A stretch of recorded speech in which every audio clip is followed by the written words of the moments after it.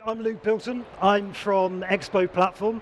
Before that, been working in the events industry for around about 20 years or so at companies like Future, UBM, Informa, and now at Expo Platform. And what I'm going to talk about are some of the event technology trends. Hopefully everyone can hear me. All right. So thank you for joining me. As a quick intro then to what Expo Platform does. So we are a smart event and community platform, and we work with lots of the world's leading event organisers, exhibitions, conferences and corporates. Those are some of the logos on the screen. So we're working with events such as Confex, IMEX, Informa, Dubai World Trade Center, Messe Frankfurt and various others. So what we've been doing since 2021, because the event industry, the event tech space has been changing so fast and so rapidly over the last few years, we've been benchmarking what's been going on in industry. We've been doing regular surveys as part of our event tech forecast, which is every 6 months. We survey the industry in order to understand how expectations are shifting in the event space. And it's been really useful for us in order to make sure that our technology offering keeps pace with a rapidly changing market. And it's been really interesting to see how the event space has evolved as we've gone through the whole coronavirus roller coaster and now out the other side, hopefully, into live events. This is the latest version of the report, the 2023 Event Tech Forecast, which is available on expoplatform.com, so very welcome to go there and to download it. And some of what I'm going to talk about is some of the findings from that report, what it tells us about what event professionals think that 2023 is going to be about. So let's get started. Hopefully that's similar to why you're here. The first point is that everybody pretty much in the industry is entirely focused on in-person. So the return to in-person events, but in most cases, not in all, but in most cases, the return to in-person events in a very tech-enabled and tech-powered way. So everybody, visitors, exhibitors, organisers, have learned so much over the last few years about how to create engagement, how to create events with digital platforms. It's become the expectation now from visitors that they're able to use technology to have more valuable events. And that's what we're seeing. And so these are two key things I want to pull out here. So firstly is that, in case it wasn't obvious from what's happening in the event tech landscape at the moment, virtual events, in terms of searches, this is from Google Trends, global Google Trends data, virtual event searches have fallen by 80% based on what the peak was at the height of the pandemic. However, an important point I think is that virtual, despite having fallen out of popularity, is still 6 times greater than what it was pre-pandemic. So yes, it's much lower than the peak of inflated expectations, but virtual as a channel, as a technology, everyone's much more used to connecting on Zoom and Google Meet, and virtual is here to stay. So 6 times greater than what it was pre-pandemic. Hybrid events have fallen off in a similar way, 50% since their peak, but they are still 4 times what they were pre-pandemic. So something has shifted. We're not in a lockdown world anymore, but clearly the trends are very different. The other thing, and this is based on what's been happening in 2022, we were seeing that adoption of event apps is somewhere between 2 to 3 times what it was pre-pandemic. So pre-pandemic, it wasn't unusual that if you had an event app, maybe 20, 25%, something like that of the audience was using it.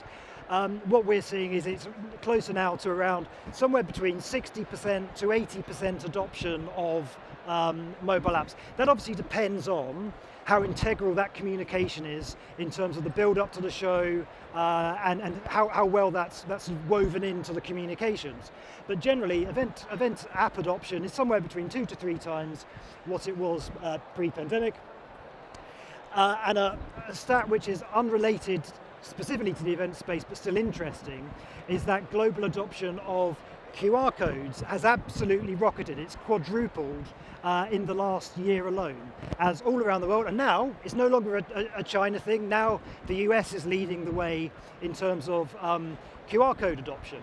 That presents some really interesting opportunities to the event tech space, as there's no reason why delegates can't go around and start scanning things, and there's a good sustainability impact there. If exhibitors are bringing less brochures, if you can scan things to unlock content and products, QR code scanning is now becoming a norm, and it's something that can be really built into a smart event experience. So those are two key data points, I think, in terms of how the industry is changing.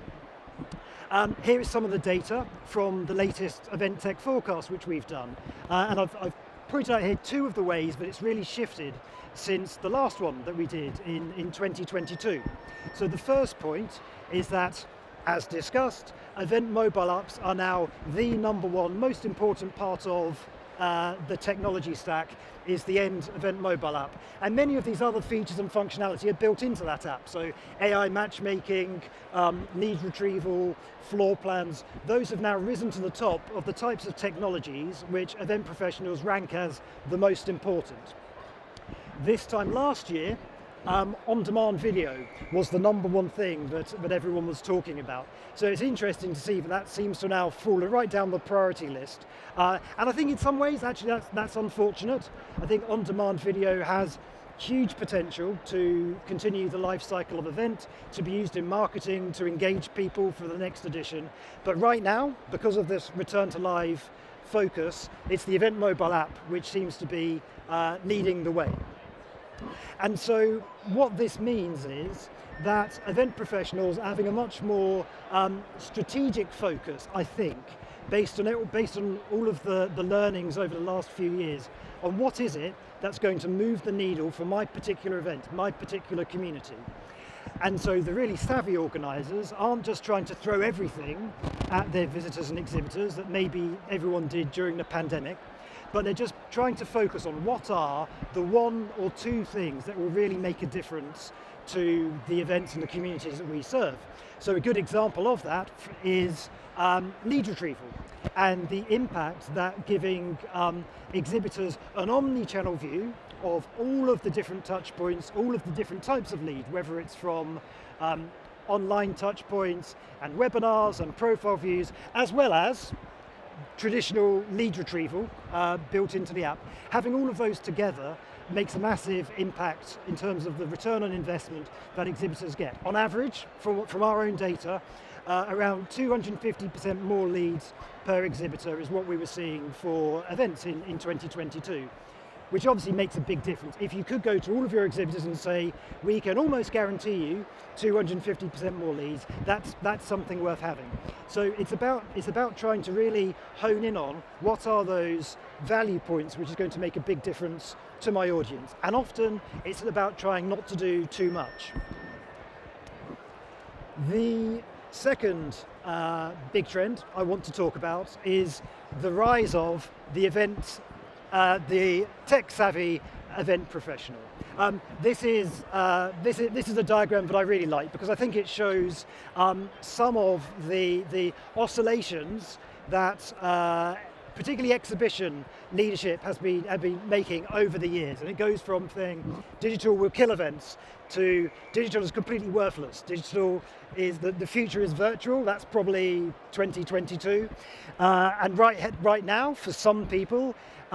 Everyone just wants face-to-face. The truth, I strongly believe, and I think all the signs are there, is that digital as an enabler is only going to increase year on year, quarter on quarter. I can't think of a single industry where software hasn't gradually eaten more and more of the value chain.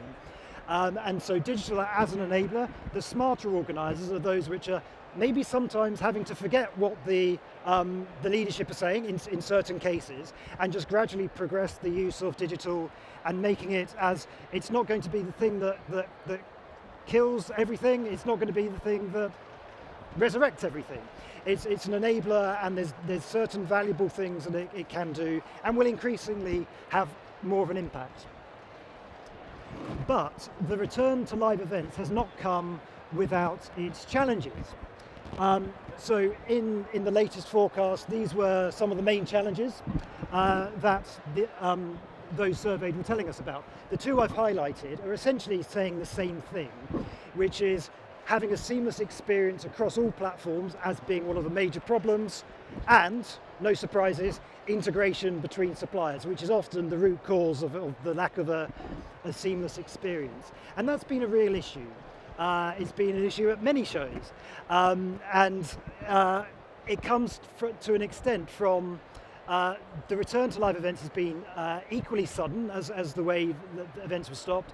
There's all sorts of legacy contracts which are in place around registration and getting people in and out of the venue, and in many cases it's not jibing easily with the newer technologies, and this is something which many organisers that we work with are trying to wrestle with themselves and trying to figure out how they can integrate all of these various different partners, often at different stages within their contract. It's not been easy, and actually one of my recommendations, I think, for most organisers is to try to find someone in your team who can actually own that. So a lot of the time it ends up downstream on the event technology providers to try to figure out how they can manage these various integrations. But if there's one skills gap that I've seen over the last 6 months, it's having someone tech savvy enough within the organizer to be able to manage the data and able to manage those technical integrations, because it can't be any one of the partners' responsibility to do that. It's a team effort, and it really does need to be led by the organizer. In terms of what this event professionals want, if I could just say it in one thing that we hear all the time, it's this: keep it simple. Everyone wants to have it as simple as possible, easy to use, easy to integrate. Unfortunately, the reality often looks a bit more like this, and it's the event organizer who's stuck in the middle of an entire web of different vendors, and all the vendors are absolutely fine in and of themselves. I think we're fine in and of ourselves, but it's a really complicated technology map. And to be honest, and as a ex-event organizer myself, I count myself in this, we don't keep it easy and we don't keep it simple. There's one organizer that we work with who has, at last count, 45 different technology stacks in order to run their event, which is an absolute nightmare, because every single event they want to have a slightly different customer journey or a slightly different CRM, a different combination of stuff. It makes it really hard. So if there's one thing that would be possible to do, would be to just put everything on the same platforms, the same integrations. Makes everything so much easier. I don't know if anyone from EasyFairs is here today, but I think EasyFairs are great at doing this. Whenever EasyFairs acquires a company, I think they're allowed to run on their own stack for about 3 months, and then they just push it in onto the EasyFairs technology stack. It's so much easier, and I appreciate there's difficulties with that, but in terms of like a technology strategy, it's got to be the way forwards for complicated businesses. I promised myself I wouldn't talk about ChatGPT. I'm sure you've heard enough of that. I just wanted to just one thing about this, because I think it's quite interesting when it comes to AI and how rapidly AI is changing everything, increasing exponentially. I've blurred out the names to protect the innocent, but this is the marketing copy for a large London-based exhibition which is taking place this month. This is the current website copy. I just put it into ChatGPT, and it's unbelievable how much better, tighter, and more benefit-driven the AI copy is. So when it comes, so examples of that being the current website talks about we 6 times. The AI-generated one talks about you 8 times. It's so much better, cleaner, and really speaks to you as a person, which is strange because it's AI-generated, but it's true. And this is just one very visible way of how technology is improving all parts of the events. Certainly in terms of marketing copy, I don't think there's any excuse to have badly written copy anymore. Just put it into a tool like this and it'll sort it out for you. I also think that AI has a very interesting role to play when it comes to the technology that we use. When you go to an event, certainly an exhibition, where you might have sometimes thousands of exhibitors and tens of thousands of products, it's entirely overwhelming. And that comes through on event feedback surveys about how do I find what's interesting, what's innovative for me. And I always think that the best example I know of this is Spotify, and the way that Spotify can take 100 million tracks and give you a playlist personalized for you, the ones that you want to listen to. Me, it's mostly 90s hip hop, and I'm kind of stuck in that bubble, but I like it, and it means that it just works for me. And I think there's an awful lot that the event space will gain from the more we go down machine learning based connections and interactions. Bringing that into our space, bringing that into the event space, there's huge potential for smarter, more AI-driven events. And a couple of examples of that. Recommended playlists. So like the Spotify example, recommended playlists of content which is a good fit for you, products which are a good fit for you, exhibitors who you may not have heard of before who are a good fit for you. The idea of being able to open up your app with a recommended playlist of exactly what you should be doing, it would be transformational for an experience like this. And then also, again, probably more for larger shows, but wayfinding based on that algorithm. So being able to be given a personalized tour of the event, recommended routes, indoor positioning like this. If you've got blue dot technology built into your app, you can see within 4 meters exactly where someone is. The amount of analytics and insight you can get from that is incredible, and it really does help the event experience itself. So we've seen the impact that AI has just made in terms of marketing and content, and it will continue to do so in all the technology products that we use, and event tech is absolutely no exception. The fourth trend, I hesitate to call it a trend, because otherwise I'll get called out on LinkedIn for saying that. Sustainability is not a trend, but it is incredibly important, and I think the world is waking up to how important it is. To me, there are 4 main ways that event technology can help this. It isn't the answer to everything. A huge amount of the impact of carbon emissions to live events comes from travel. The lion's share is all about travel, particularly when air flights are taken into account. But there are ways that event tech can help that. Now, the first most obvious way, and it probably doesn't jibe with the whole in-person trend, is that virtual events make 1%. This is for studies of a large European trade show which has a fair amount of international visitors.